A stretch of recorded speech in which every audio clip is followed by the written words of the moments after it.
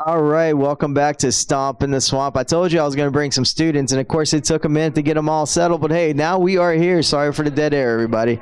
But we have a very diverse group today of esporters out there, and we got some ambassadors, we have some players. Some of them do both, but and we have our president up here who's got that smug look on his face right now. So, oh, now he's laughing. Anyway, so welcome to our student panel, and let's start off with our first question. I just want to know, what does esports mean to you right now? Esports mean a way to collaborate with other students who is in younger grades, older grades, people who is in my grade. It also means to work on your skills with gaming and computers, and just a way to work on your problem solving and the way you move around with computers. Esports means to me a way to express myself and pursuing what I'm passionate about, whether it's by connecting and networking with other people, whether it's by playing games and making memorable moments, or by doing the simple meetings that we have today. Really, it's by pursuing my passion and what I love and what I love to pursue. Esports to me is an opportunity to learn how to improve and make more efficient of multitasking, doing like a lot of tasks like taking pictures or managing Smash or Mario Kart, making sure everything's running smoothly. It's kind of like a practice run for the future job of my life. Esports to me is like a platform of in-person and online like video games, but also teaching people like logical reaction time, like giving people different skills and career paths through like fun entertainment pretty much. All right. I want you to tell me about some memorable moment you have this year throughout the school year with our esports program. One memorable moment that I have with esports is definitely practicing, because I would practice for a lot of the games, and because we would always practice against other schools, so it would be a reality run for us of what we would do in the tournaments and actual real games against other schools also. So that was a good memory. The most memorable moment in esports is when I was in ninth grade and I was first joining the esports team.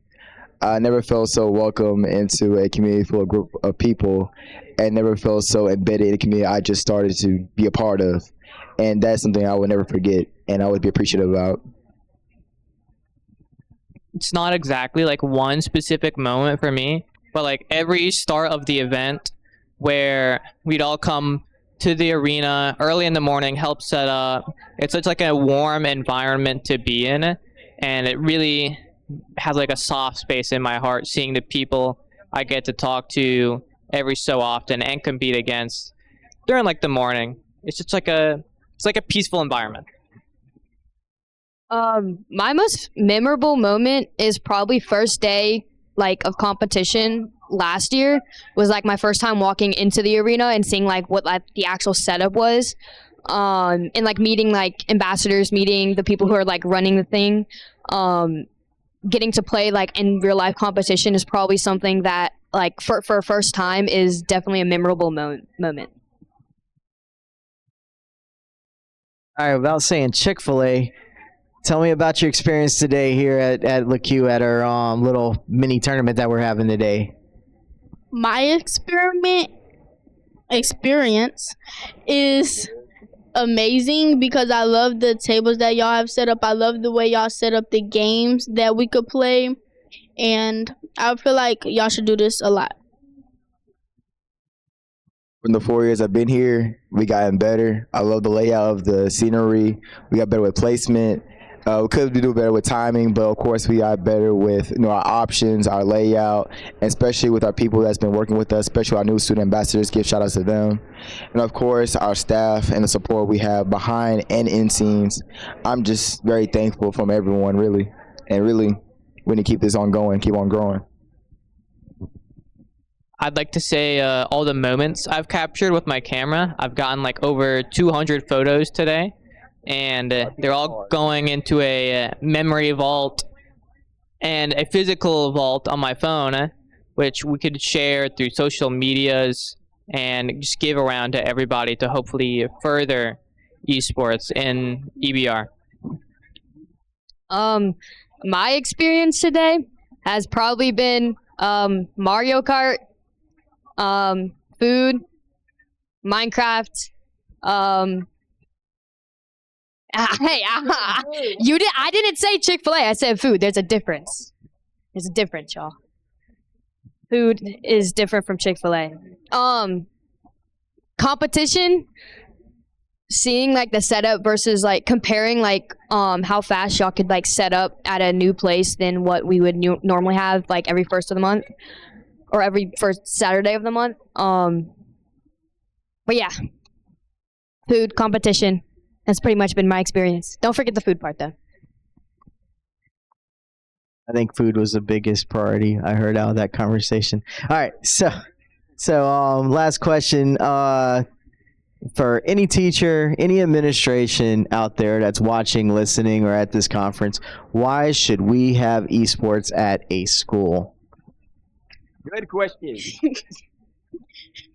We should have esports at the school because I know some schools don't have esports, and I think if they did, it would be a new environment, a new learning experience for them, and I think that they will really like it. Doubling is the next person. I'll be back. Okay. I mean, there's really no reason not to have it. Like, as long as it's literally not during the day, there's no reason not to do it. It's a way to bring together students. It's a way to highlight really good players. And it's a way to hopefully bring them forward into colleges through highlighting them. Say if you win a championship, colleges can see that. They can give scholarships to that student, give them a full ride.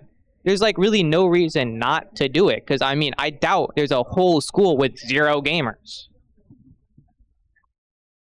So, like academically, it doesn't only like strive people to be a part of, to be able to compete and be a part of the community that esports is.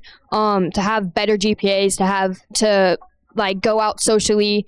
But it also raises like social cues, like reaction time. Like if you go to a competition in person, you're going to like have better social interactions than if you just did an online tournament.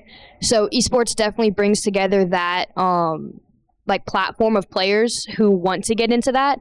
And I know there's so many kids who like want to get into it, but their schools don't offer it. And if their school did, not only would it may help people strive better for GPA so they could be a part of that platform, but it also could raise like different levels of skills. Also, it can give like big career paths for people. Like John said, like scholarships, streams, like it gets information out there that kids may need for like a future or something.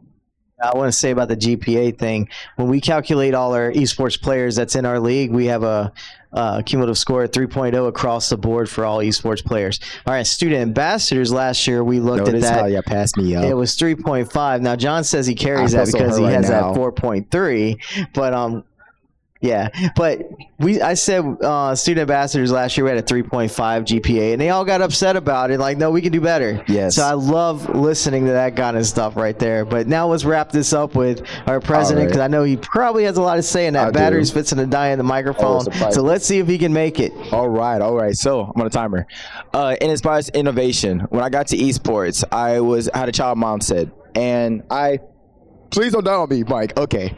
I had a childlike mindset. I asked for a lot, but I did very little. When it came to esports, I was highly expected to do a lot because of the talents and the gifts I had. So I used that to pursue what I was passionate about, to network with people and socialize and bring community together. And with that, it led to shoutcasting. And with that, I led it to even more people. But that came with mental change and challenges along the way.